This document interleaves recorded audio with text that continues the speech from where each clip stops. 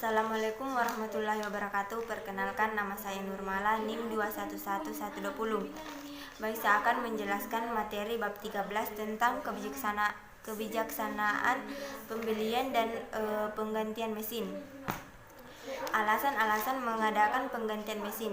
Alasan mengapa kita harus mengadakan penggantian mesin yaitu: 1. Adanya keuntungan potensial dari penggunaan mesin baru berupa penghematan terhadap penggunaan bahan baku, penghematan waktu produksi, dan pengurangan beban tenaga kerja. 2. Apabila mesin yang kita gunakan itu telah rusak, maka akan menimbulkan dampak kerugian dan proses produksi tidak akan bisa berjalan dengan lancar. Maka dari itu, mesin yang rusak itu perlu kita ganti agar proses produksi bisa berjalan. Nomor 3, mesin lama telah ketinggalan zaman atau kuno. Walaupun mesin yang kita gunakan itu kuno dan dapat digunakan dan berfungsi, tetapi kita tidak dapat bisa memenuhi selera konsumen dan tidak dapat bersaing dengan produk lain. Lalu nomor 4, mesin yang lama tidak akan mampu lagi menghasilkan produk baru akibat perubahan keinginan konsumen atau perubahan pasar. Lalu nomor 5, apabila terjadi penurunan semangat kerja karyawan, maka biasanya disebabkan oleh pengoperasian mesin yang rumit atau kejenuhan karyawan. Jika keadaan ini dibiarkan, maka bisa menimbulkan jumlah produksi menurun atau kualitas hasil yang menurun. Lalu kesulitan yang dihadapi dalam penggantian mesin. 1. Adanya sifat atau perilaku bahwa orang tidak mau mengganti mesin yang dimiliki sebelum mesin tersebut rusak sama sekali atau tidak dapat dipergunakan lagi. Nomor 2, terdapat keadaan mesin yang walaupun secara teknis belum tua atau aus, tetapi secara ekonomis telah tua atau aus atau ketinggalan zaman.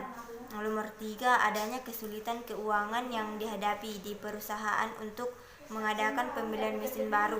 Lalu nomor 4, dibutuhkan tenaga kerja yang lebih ahli dan dalam jumlah yang cukup besar, terutama untuk mesin yang mekanisasinya tinggi.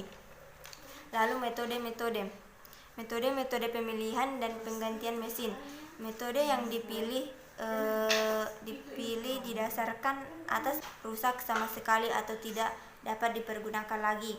Nomor 2, terdapat keadaan mesin yang walaupun secara teknis belum tua atau aus, tetapi secara ekonomis telah tua atau aus atau ketinggalan zaman. Nomor 3, adanya kesulitan keuangan yang dihadapi di perusahaan untuk mengadakan pembelian mesin baru. Lalu nomor 4, dibutuhkan tenaga kerja yang lebih ahli dan dalam jumlah yang cukup besar, terutama untuk mesin yang mekanisasinya tinggi. Lalu metode pemilihan dan penggantian mesin. Metode yang dipilih didasarkan atas pertimbangan yang tepat, apakah penggantian mesin memberikan keuntungan potensial atau tidak. Secara teoretis, metode pemilihan dan penggantian mesin ini adalah sebagai berikut, yaitu 1. Annual atau cost saving approach. Metode ini menekankan adanya penghematan yang diperoleh dari mesin-mesin yang dipilih. Dalam hal ini perlu diperbandingkan antara recurring cost and non-recurring cost serta depresiasi dari mesin-mesin yang dipilih. Non-recurring cost yang diperhitungkan adalah sebesar bunga setiap tahun dari biaya pembelian pengangkutan dan instalasi mesin. 2. Total life average approach.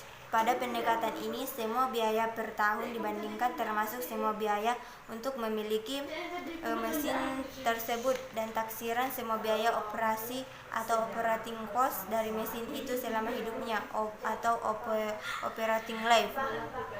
Lalu nomor 3, present work method.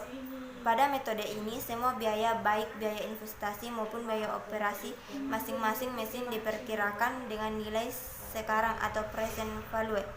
Nomor 4, MAPI formula. Metode ini memperbandingkan modal ditanam atau capital charges atau capital loss dengan ketidaksempurnaan operasi atau operating inferiority. Apabila modal di taman tinggi, maka ketidaksempurnaan rendah, dan sebaliknya apabila modal di dalam rendah, maka ketidaksempurnaan tinggi. Formula ini sulit diterapkan sehingga sangat jarang digunakan. Lanjut dengan materi bab 13 tentang penggunaan tenaga kerja dan mesin. Arti dan maksud penggunaan tenaga kerja dan mesin. Yang dimaksud dengan penggunaan tenaga kerja adalah besarnya jumlah waktu yang ada selama para pekerja dipekerjakan dalam kegiatan produktif yang dinyatakan dalam persen. Sedangkan yang dimaksud dengan penggunaan mesin adalah besarnya jumlah waktu yang ada selama mesin dipergunakan menurut rencana yang dinyatakan dalam persen. Peranan penggunaan tenaga kerja dan mesin. Tujuan dari semua pengukuran dalam penggunaan tenaga kerja dan mesin adalah untuk menentukan jumlah kembalinya semua sumber-sumber tenaga kerja dan mesin yang paling efektif dan efisien, yang disesuaikan dengan kebijaksanaan pimpinan perusahaan. Lalu cara-cara pengukuran penggunaan tenaga kerja dan mesin. Pengukuran penggunaan tenaga kerja dan mesin dilakukan dengan menggunakan penggambaran atau chart, di mana mesin-mesin dianggap bekerja pada kecepatan terpasang, dan ini dianggap sebagai kecepatan yang ditargetkan atau target speed. Sedangkan seseorang pekerja dapat bekerja dengan kecepatan yang disenangi atau yang disukai sampai suatu kecepatan maksimum yang dapat dicapainya, sehingga pekerja yang operatif akan menyelesaikan satu unsur kerja dari 3 SMS dalam 3 menit. Elapsed time termasuk relaxation. 1. Penentuan siklus waktu atau cycle time.